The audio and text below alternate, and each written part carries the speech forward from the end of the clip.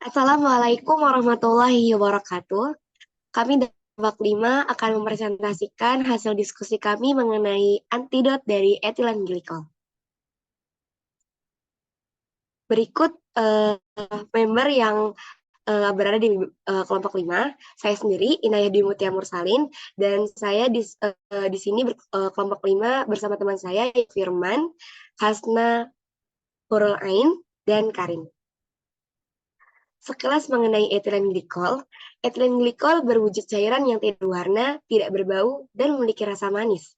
Etilen glikol paling sering digunakan sebagai zat anti beku pada radiator kendaraan. Namun, zat ini juga digunakan sebagai pelapis pada industri maupun produk rumah tangga. Etilen glikol ini telah ditetapkan oleh BPOM bahwa persyaratan pada saat registrasi obat di Indonesia, semua produk obat sirup untuk anak maupun orang dewasa yang beredar di Indonesia tidak diperbolehkan menggunakan etilen glikol. Akan tetapi, kontaminasi etilen glikol kemungkinan bisa terjadi pada obat yang menggunakan propilen glikol, polietilen glikol, sorbitol, dan gliserin atau gliserol sebagai zat larut. Selanjutnya mengenai gejala, tanda, dan hal-hal lain tentang etilen glikol akan dijelaskan oleh teman saya. Selanjutnya ada gejala keracunan etilen glikol. A. Intoksikasi akut. Yang pertama, dengan keracunan ringan sampai sedang, pasien menunjukkan euforia, inkoordinasi ringan, ataksia, nistagmus, dan gangguan penilaian dan refleks. Batasan sosial dilonggarkan dan perilaku riuh atau agresif sering terjadi. Hipoglikemia dapat terjadi terutama pada anak-anak dan orang dengan penurunan simpanan glikogen di hati. Yang kedua, dengan keracunan yang dalam, koma, depresi, pernafasan, dan aspirasi paru dapat terjadi. Pada pasien ini, pupil biasanya kecil dan suhu tekanan darah dan denyut nadi sering menurun. Rhabdomyolysis dapat terjadi akibat imobilitas yang berkepanjangan. B. Penyalahgunaan etanol kronis dikaitkan dengan berbagai komplikasi. Yang pertama ada toksisitas hati meliputi infiltrasi lemak pada hati, hepatitis alkoholik, dan akhirnya sirosis. Jaringan parut pada hati menyebabkan hipertensi portal, asites, dan pendarahan akibat varises esofagus dan wasir, hiponatremia akibat retensi cairan, dan peritonitis bakterial. Produksi faktor pembekuan terganggu, menyebabkan pemanjangan waktu protrombin, metabolisme obat-obatan, dan racun endogen di hati terganggu, dan dapat menyebabkan ensefalopatik hepatik. Yang kedua, ada pendarahan gastrointestinal. Dapat terjadi akibat gastritis, esofagitis, dan duodenitis akibat alkohol.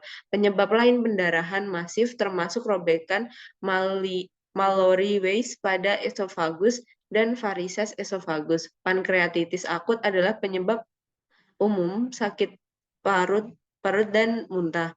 Yang ketiga, ada gangguan jantung mencakup berbagai distremia seperti fibrilasi atrium dan mungkin berhubungan dengan depresi kalium dan magnesium serta asupan kalori yang buruk atau jantung holiday. Kardiomiopati telah dikaitkan dengan penggunaan alkohol jangka panjang atau kardiomiopati juga secara historis dikaitkan dengan konsumsi kobalt yang digunakan untuk menstabilkan bir. Yang keempat yaitu ada toksisitas neurologis, yaitu meliputi atrofi cerebral, degenerasi cerebral, dan neopati sensorik stocking glove peripher.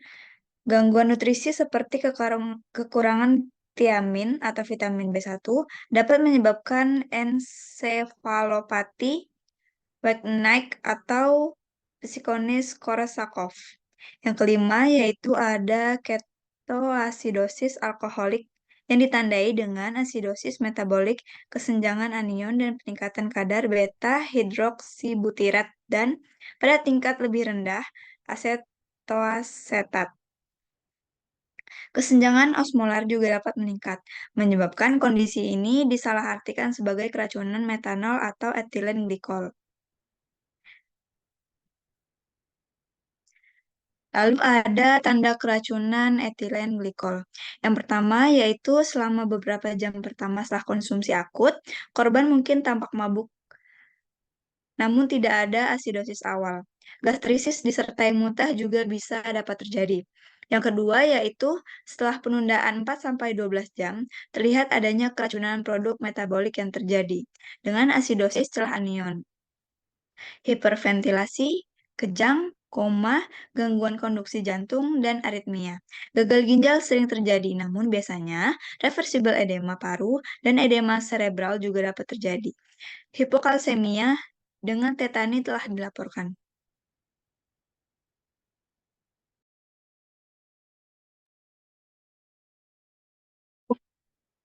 Dari etilen glikol yang telah kami cari adalah dan ketika kami cari, kami menemukan bahwa ada 5 antidot yang bisa digunakan untuk menawar dari etilen glikol. Yang pertama fomepizol, yang kedua etanol, yang ketiga piridoksin, yang keempat folat dan tiamin. Yang sering digunakan yaitu fomepizol atau bisa juga etanol. Nah, diberikan fomepizol atau etanol itu ketika karena kadar etilen glikol lebih tinggi dari 20 mg per desiliter. Kemudian juga ketika riwayat konsumsi etilen glikol disertai dengan kesenjangan osmol yang lebih besar dari 10 mOSM per liter yang tidak disebabkan oleh etanol atau alkohol lainnya.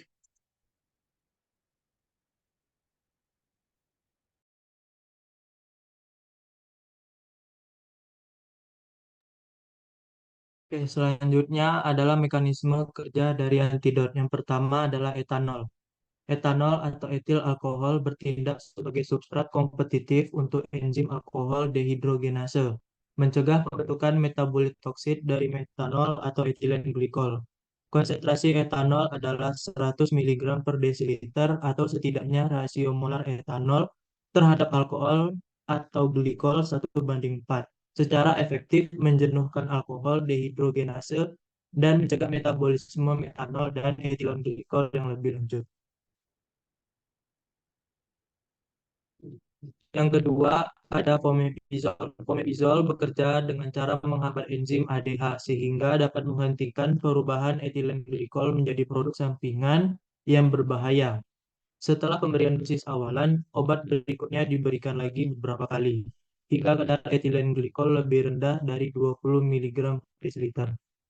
Fomepizol termasuk obat yang dapat terbuang saat dilakukannya pencucian darah atau hemodialisis. Sehingga jika terjadi hemodialisis, maka fomepizol harus diberikan lebih sering sampai kadar etilen glikol dalam darah turun menjadi 20 mg per desiliter.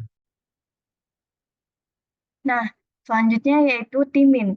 Timin bertindak sebagai kofaktor dalam metabolisme asam glikoksilat yang diproduksi oleh etilen glikol. Defisiensi tiamin dapat menyebabkan beriberi dan sindrom Wernicke-Korsakoff. Tiamin diserap dengan cepat setelah pemberian oral, intramuskular, atau intravena. Namun pemberian secara parenteral dianjurkan untuk penanganan awal. Selanjutnya yaitu folat. Pemberian folat pada keracunan metanol dapat meningkatkan konversi asam format metabolik toksik menjadi karbon dioksida dan air. Berdasarkan penelitian pada primata yang kekurangan folat. Catatannya, untuk asam folat memerlukan aktivitas metabolik dan tidak efektif untuk pengobatan keracunan oleh inhibitor dihidrofolat redukase. Leukovorin adalah agen yang tepat dalam situasi ini. Yang terakhir yaitu peridoksin, yang dimana peridoksin yang diberikan dalam dosis tinggi dapat mengendalikan kejang dengan cepat dan dapat mempercepat kesadaran. Ini juga dapat memperbaiki asidosis laktat akibat gangguan metabolisme laktat yang disebabkan oleh isoniazid. Pada keracunan etilen glikol, peridoksin dapat meningkatkan konversi metabolik asam glioksilat metabolik toksik menjadi produk glisin yang tidak beracun.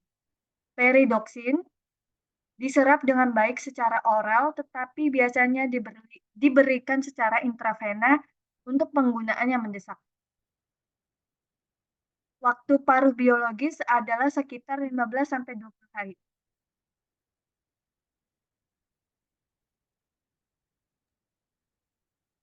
Baik, sekian presentasi dari diskusi yang telah kami diskusikan bareng bersama dengan kelompok kami. Kurang lebihnya mohon maaf. Assalamualaikum warahmatullahi wabarakatuh.